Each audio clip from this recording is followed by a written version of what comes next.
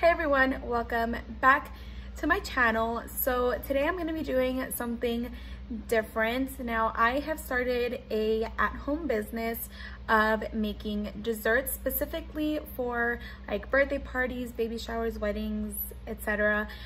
So I am going to be changing the content of my channel. It will no longer be a family channel, just for privacy reasons, and yeah, basically for privacy reasons and not wanting to just, you know, put my family and my kids out there. So I'm changing the content of my channel. If this is something that you guys would like to see, if you guys are interested in this, you know, continue on in my channel. I am going to be making both English and Spanish videos.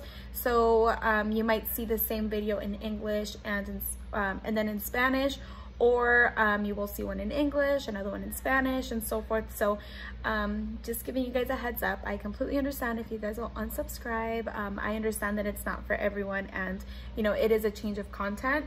I did get interested in this because I was just on YouTube one day. I saw these things called cakesicles. I started looking into it and it just opened up a whole new world. I thought to myself, I've worked at a bakery before and I know I can do that. So I decided to give it a try, and I tried it out for a little bit, got a couple of stuff that I needed for it, and I have orders now. I have, this is my first official weekend. This will be my second and third order. I have a wedding and I have a quinceañera that I have to do. So I'm going to be showing you guys how to make chocolate covered Oreos, and I'm going to be showing you guys how this customer specifically wanted them and how I'm going to be making them and everything. So I'm going to be showing first everything that I will be needing, and I'm also going to tell you guys prices at the end of the video. But you guys won't need much, but I'm gonna go ahead and show you guys. We are going to be, mine are really dirty, but this is also a tip. These are really hard to dry. Like if you leave them on a drying rack, they're going to have water spots. So what I do is I just get a napkin, damp it a little bit, and make sure that I clean them, because if you don't clean them and you use your molds like this, it's going to leave the stain. So you're gonna need these molds. I will link them in the description. I believe it was $10 for 3 of them.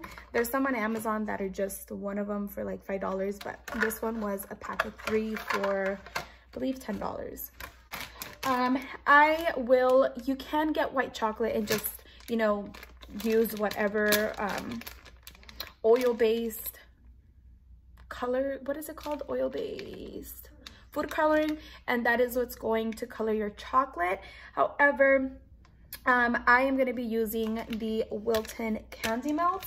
So I am making 5 dozens of these. I don't know if I mentioned that I have, yeah, I did mention I have 2 orders, but for this one, I'm just going to be showing you guys this one. I'm going to be needing, I think I'm going to be needing 3 bags of the Royal Blue Candy Melt. I do also have a black one because the customer wants their Oreos, the customer wants their blue to be darker, so we're going to add a little bit of black to make the royal blue more of a deeper blue.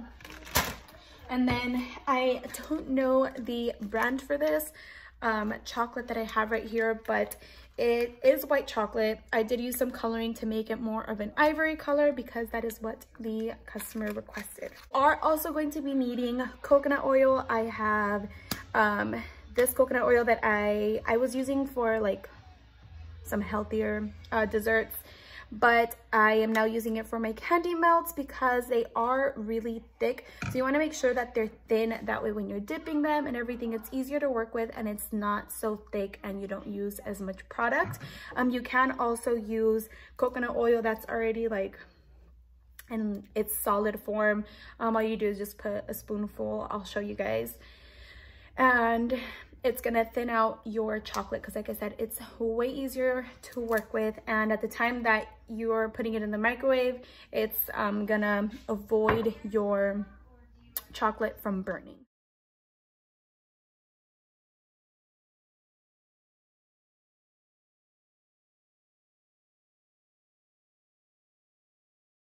Okay, so what we're gonna do now is we're going to get our container. Usually, you know, you can get those like deli containers, but I don't have those. So I'm just gonna be using a clear container that I already have. And then you're getting my first bag and just put them in. And these ones came melted in the bag already when we bought them. That's why they look like that. Otherwise, if you're not familiar with them, they would come in little circles like this.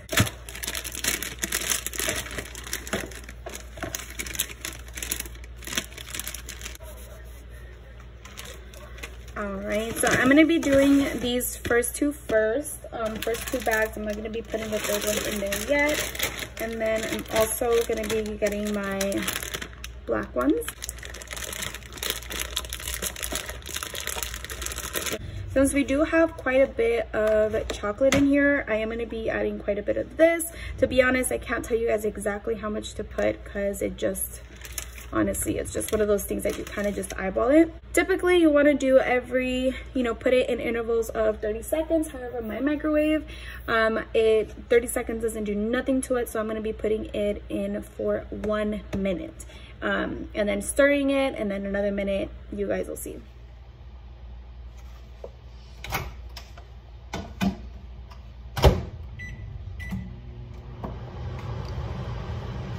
So that was at 50 seconds. Okay, so it was in there for 50 seconds. I decided to take it out.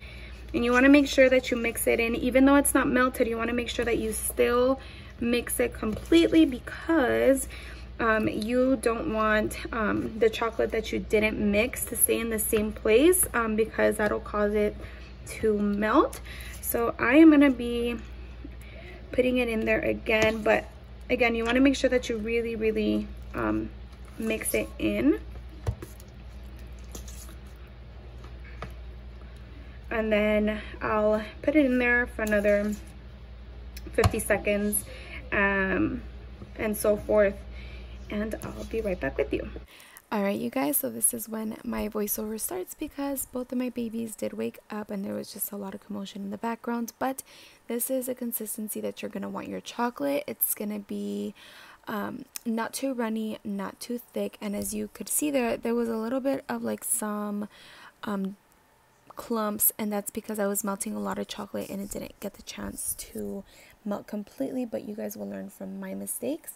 And as you can see, I did put the chocolate in a piping bag because I feel like I have more control with where I'm putting my chocolate, as if I were still using that Tupperware and was doing it with a spoon. My personal experience, I make more of a mess in doing so, and I don't use up as much as my chocolate as I do when I use it in a piping bag. So you're going to want to fill up about halfway, and you're going to make sure that you tap on the molds, because that is going to eliminate any air bubbles that might be stuck within the chocolate. So once you're done with that, you're going to go ahead and put your Oreos in and give it a slight tap. A tip, if you guys are using chocolate that's on the lighter side, like a white or light pink, so forth, is you guys want to be careful in how much you tap it. You don't want to make it get too close to the bottom of your mold, because then the Oreos will be seen through your chocolate, because again, the chocolate's light and obviously the Oreo is dark. So now I'm just gonna go over it again with my chocolate in the piping bag. Once I do that, I am gonna go ahead and tap again to make sure that all of the Oreo gets completely covered. And there are some spots that needed more chocolate, so again, I go in with my piping bag and I add it. Using the piping bag also allows me to not use too much chocolate. It's better to use less than more, because then obviously if you use less, then you just go over it a little bit, and I don't have to use a spatula to scrape off any excess from the top. But if you do have any excess, or that was just a little tiny one, but if you ever have any spills on the side, you can get your spatula. Or even you'll see a napkin. If it's small, just wipe it off. That way when you take it out of the freezer, it'll be fine. And speaking of freezer, that is what I do. I put it in the freezer for about 5 minutes. So go ahead and put them in the freezer and get your other essentials that you will need ready. And again, I'm showing you guys a piping bag. That is what I'm going to be using for the drizzle as well, but you can use a sandwich bag also. Just cut the tip, make sure that it's not too small, not too big. And that's actually why I'm using a new piping bag, because the one that I had the white chocolate in was, the hole was too big. So I put it in a smaller one. And like I previously mentioned, you guys are going to learn from my mistakes, because as you guys are going to see, I tried to close this piping bag in a knot, but it was too small. So what I did was I just twisted it and put it to the side. Keep that in mind. Remember that, because later on in the video, you guys are going to know why that was such a big thing. But next, I'm going to go ahead and get my sprinkles ready. I am going to be making my own mix using sprinkles that I already have. It is cheaper than buying these expensive mixes, so keep that in mind as well, you guys. Just a tip. So I'm going to be using some small little pearls, and from this Betty Crocker like sprinkle mix, I'm going to be using that light blue one. And I did bring up 2 different brands of this, I think the sanding sugar. This one is a Great Value, which obviously is from Walmart, and this one is from the Walton brand. They're both gold sanding sugar, and they are completely the same, guys. The price isn't too much of a difference, but I mean, you do get more product out of the Walmart brand than you do of the Walton brand, and it is literally the same. So I'm just gonna go ahead and mix that all together. And there was a little sprinkles that were from, another option from that Betty Crocker one. So I just went ahead and took that out and gave it a good mix. So the next step now is to take your Oreos out of the freezer. It had been about 5 minutes. So I'm going to go ahead and take them out of the freezer and put them back on the countertop. Now, a tip as well that you guys will see is when you're taking your Oreos out, they're going to be super easy to get out of the mold. You literally just tap a little bit on the top and they just pop right out. If you're seeing that you're doing this right here and your Oreos are not coming out, that means that the chocolate hasn't completely set, and when you're going to take them out of your mold and they're not ready to be taken out, it is going to kind of separate from the top. So make sure that you guys allow it to set. Now here,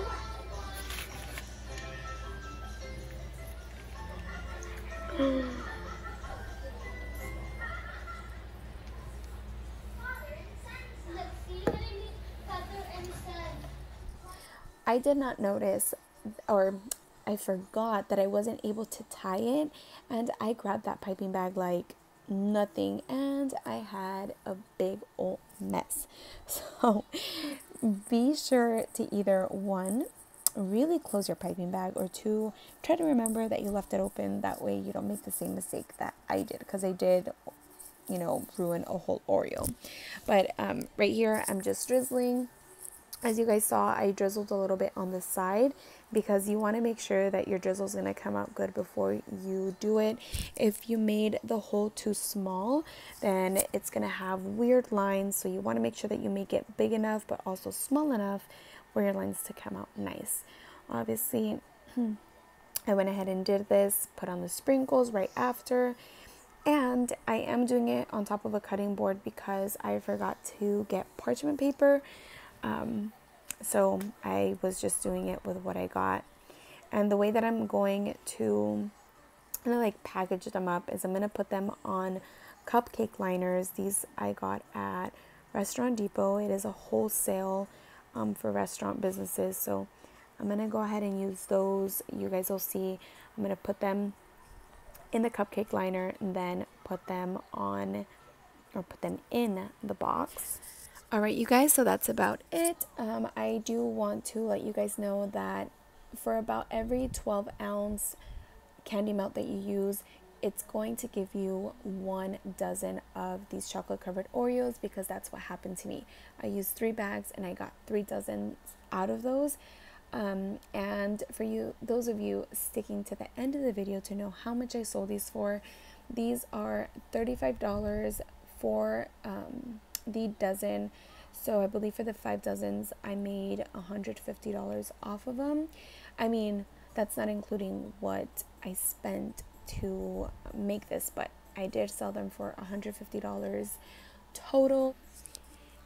And that would be it for this video, guys. I hope you guys enjoyed and you guys got some helpful tips off of this video. If you have any questions or if this video was helpful, go ahead and give it a thumbs up, subscribe for more videos, and I will see you guys on the next one. Bye, guys.